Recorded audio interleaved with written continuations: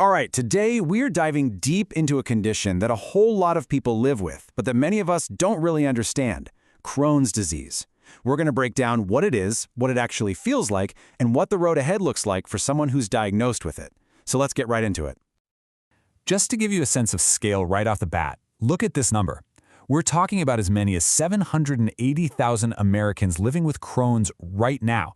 So yeah, this isn't some incredibly rare thing. It's a major health issue that a ton of people are navigating every single day. So what is Crohn's disease really? Well, at its heart, it's a chronic, and that means long-term, inflammatory bowel disease. But here's the key thing that makes it different. It can show up anywhere in your digestive system, and I mean anywhere, literally from your mouth all the way down. And it's usually not one continuous problem area. It tends to pop up in these inflamed patches with healthy tissue in between. You know, for most people, the journey with Crohn's doesn't start with some huge dramatic event. It's usually a slow burn. It often creeps in quietly, with signs that you could easily brush off as something else. And these are some of those first subtle signs. We're talking about diarrhea that just won't quit, stomach cramps, and a kind of deep-down fatigue that sleep doesn't seem to fix. You might also notice some blood in your stool, or that you're losing weight without trying to.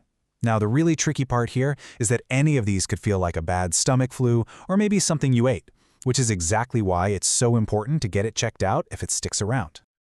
Okay, so those are the early warnings. But Crohn's is what they call a progressive disease.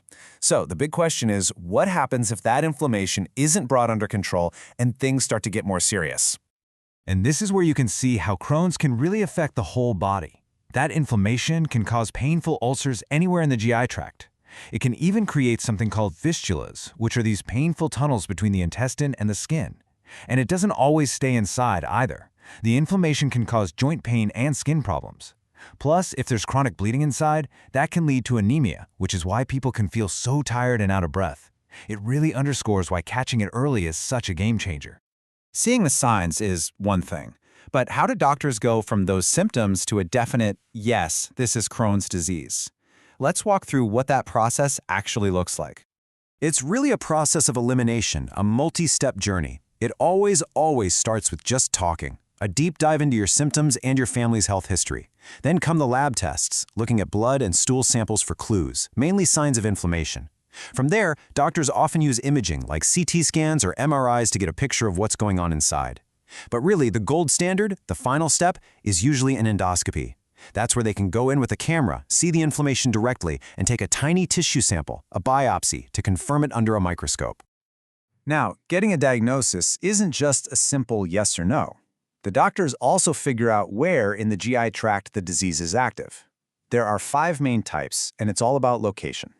The most common one is ileocolitis, which hits the end of the small intestine and the colon. And knowing the exact type is absolutely crucial because it totally changes what symptoms a person has and what the best treatment plan is going to be. Okay, so once the diagnosis is in, everything shifts to treatment. And let's just be really clear about this up front. Right now, there is no cure for Crohn's.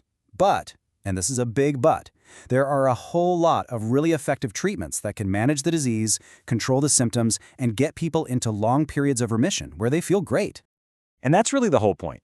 Every single treatment strategy, whether it's a medication or a diet change, it's all about doing 2 main things. Calm down the inflammation that's causing all the problems, and in doing that, manage the daily symptoms so you can live a normal life. The first line of attack is usually a combination of these things. Anti-inflammatory drugs are often step 1. If things are more serious, doctors have stronger tools like immunomodulators or biologics, which are advanced drugs that basically tell your overactive immune system to calm down. And diet.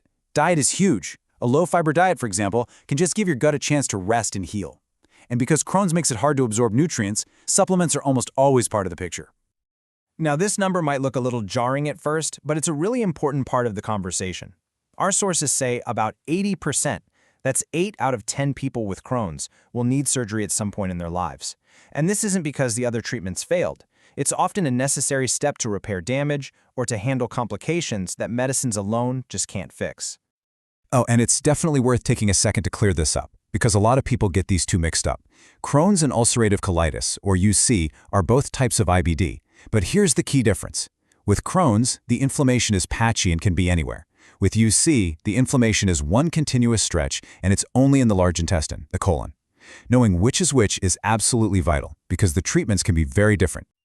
So, after all that, the symptoms, the diagnosis, the treatments, the potential for surgery, what does it actually look like to live with Crohn's long term? What's the outlook? This right here is some really hopeful data. A big study from 2020 found that the average life expectancy for people with IBD is pretty much right there with the general population. We're talking over 78 years for women and over 75 for men. It just goes to show you that with today's treatments and care, people with Crohn's absolutely can and do live long, full lives. And if there is one single message to take away from all of this, it has to be this one. It's powerful and it's true. Symptoms can be managed, and remission, that feeling of being healthy and flare-free, is totally possible. It's a tough road for sure, but Crohn's is a manageable disease, and living a good, long life is a very realistic goal. So we've covered what it is, how you find out you have it, and how it's managed today. But the science never stops. And that leaves us with a big question. What's next? What are we going to learn from new research into our gut bacteria, our genetics, or new targeted drugs? That's the stuff that could lead to preventing, or maybe, just maybe, one day curing this thing. And that's the frontier scientists are pushing into right now. Thanks for joining me for this explainer.